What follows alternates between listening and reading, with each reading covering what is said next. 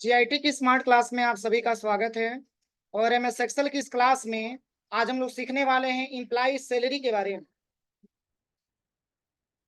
देखिए, आज की क्लास में जो इम्प्लाई सैलरी के बारे में सीखना है,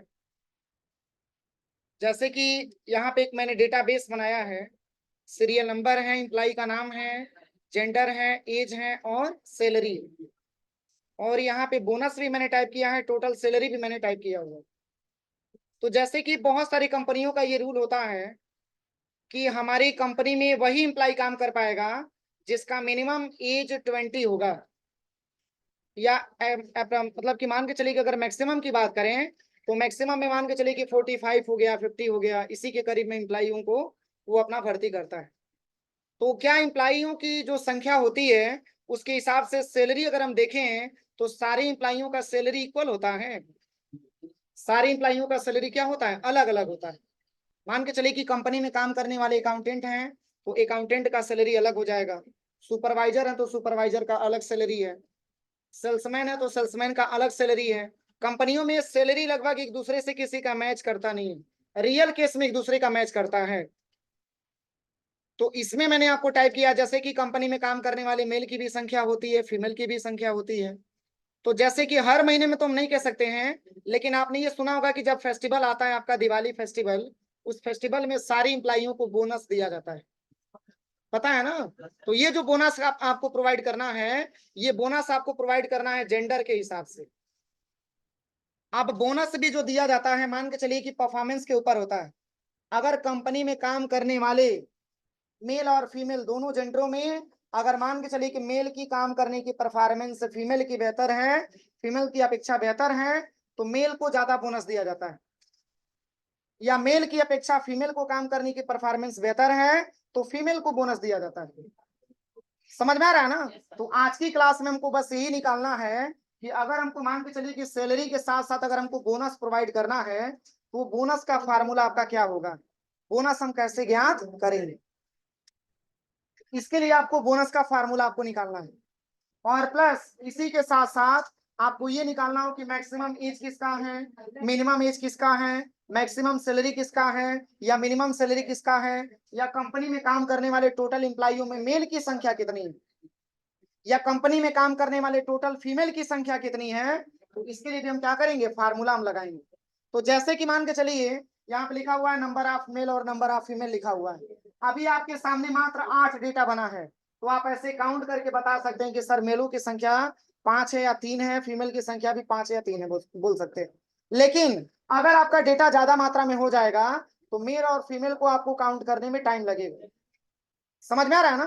तो इसके लिए फार्मूले का प्रयोग करके और आप आसानी तरीके से ये जांच कर सकते हैं कि टोटल मेलों की संख्या कितना है या टोटल फीमेल की भी संख्या कितना है। तो हम लोग कोई भी डेटा बनाते हैं, हम लोग कोई भी आप लोगों को पढ़ाते हैं तो आप ये समझिए कि डेटा हम लोग के पास ज्यादा नहीं रहता है। 5 से 6, ज्यादा से ज्यादा 8 डेटा मिलता है, 10 डेटा मिलता है। बाकी अगर आप किसी कंपनी में काम करने जाएंगे, अगर डेटा आपको ज्यादा मात्रा में मिले तो आपको कोई दिक्कत ना हो। इसके वजह से हम फार्मूले आपको प्रयोग होते रहेंगे। फार्मूले की जानकारी रहेगी तो आगे भी आप आसानी तरीके से अपनी प्रॉब्लम को सॉर्ट आउट करें। तो यहाँ पे आपको सबसे पहला आपको निकालना है क्या, बोनस। चूंकि ये तो मान के चले कि इंप्लाई है और ये मैंने जेंडर लिखा हुआ है और सबका मैंने एज भी लिखा हुआ है कि किसका क्या एज है, और इसी के साथ साथ किसका क्या सैलरी है उसको भी मैंने टाइप कर दिया। जैसे कि मान के चलिए कि ये बहुत सारे नाम मैंने टाइप किया हुआ है। बोनस के तौर पे हम ये कहें कि मेल को देना चाहते हैं 1500 रुपया और फीमेल को देना चाहते हैं 1000 रुपया, या ऐसे रिक्वायरमेंट आ जाए कि फीमेल को देना चाहते हैं 1500 रुपया और मेल को देना चाहते हैं 1000 रुपया। कंडीशन दो है, कौन सा फार्मूला लगेगा, इफ का फार्मूला लगेगा। कौन सा फार्मूला, इफ का फार्मूला लगेगा। जब भी कंडीशन की बात होती है, जब भी कंडीशन की बात होती है तो इफ फार्मूले का ही प्रयोग किया जाता है। अरे यार सीधा बैठो, जब भी कंडीशन की बात होती है तो इफ फार्मूले का प्रयोग किया जाता है। इसमें दो कंडीशन आपका दिया जा रहा है, एक आपका मेल के लिए और एक आपका फीमेल के लिए। इसलिए इसमें जब भी फार्मूला लगेगा तो इसमें इफ फार्मूले का प्रयोग करेंगे।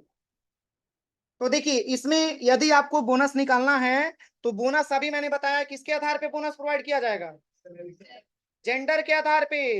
अगर कंपनी में काम करने वाले मेल की संख्या फीमेल की संख्या से बेहतर है या उनकी काम करने की परफॉर्मेंस भी फीमेल की अपेक्षा मेल का काम करने का बेहतर है, तो हम मेल को 1500 रुपया बोनस देना चाहते हैं, या फीमेल को 1500 देना चाहते हैं, मेल को 1000 रुपया देना चाहते हैं। तो ये कंडीशन जब आपको अप्लाई करना हो तो सबसे पहले यहाँ पे इक्वल लिखिएगा, और यहाँ पे आपको इफ लिखना है, ब्रैकेट ओपन करना है। इफ का मतलब यदि आपको यहाँ पे सबसे पहले सिलेक्शन करना है जेंडर, मेल है फीमेल है मतलब उससे नहीं है, और यहाँ पे इक्वल टू करिएगा।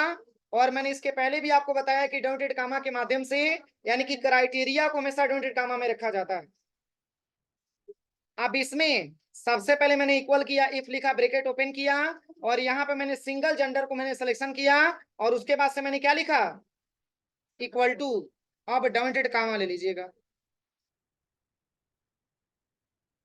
और यहाँ पे आपको लिखना है मेल। क्या लिखना है, मेल। फिर डॉटेड कामा क्लोज। अब नीचे कामा करिएगा।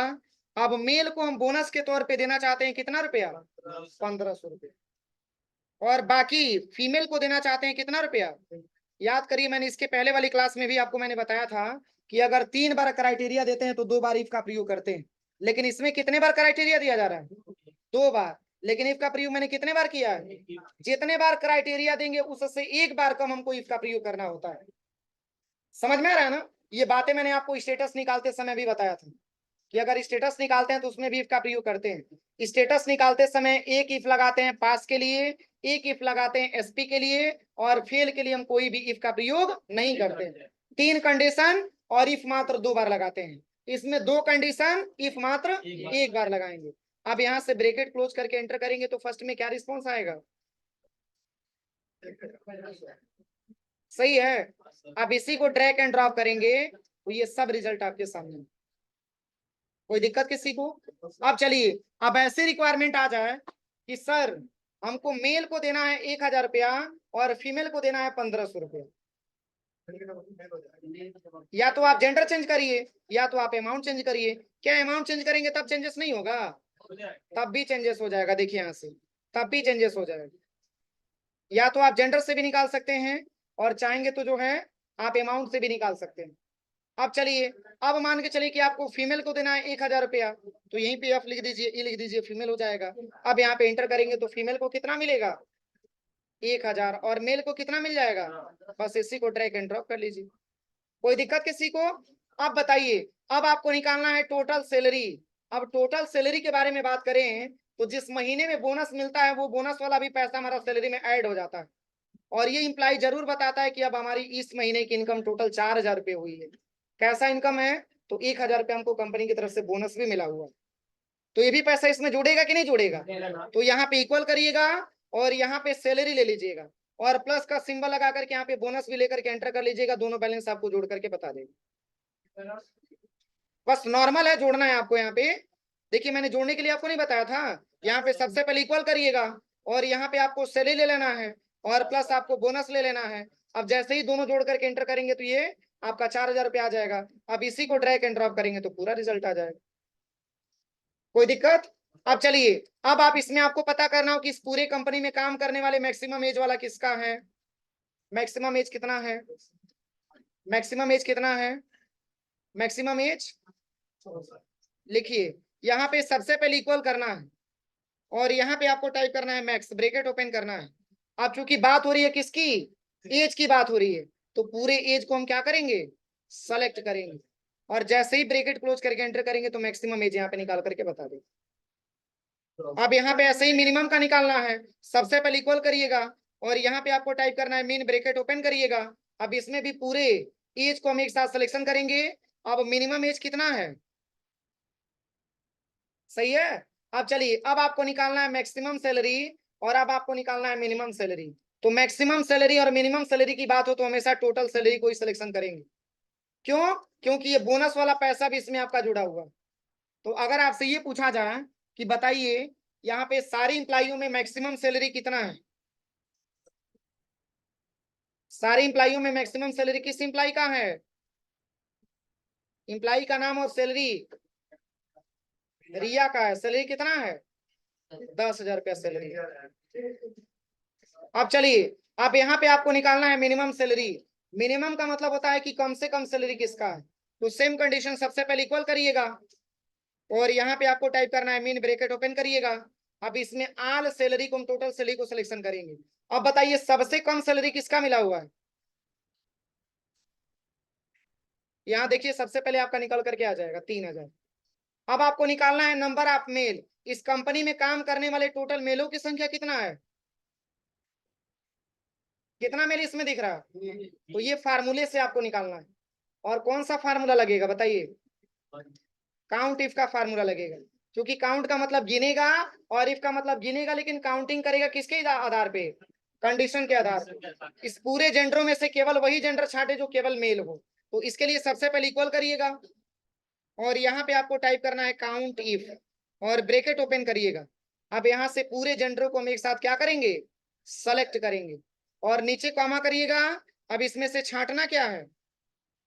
मैंने इसके पहले भी बताया था कि मेल और फीमेल जो भी आपको छांटना हो, ये कैपिटल और स्मॉल से मतलब नहीं होता। आपका फार्मूला सही होना चाहिए। फार्मूला सही रहेगा, स्पेलिंग सही रहेगा तो रिजल्ट आ जाएगा। देखिए सही है।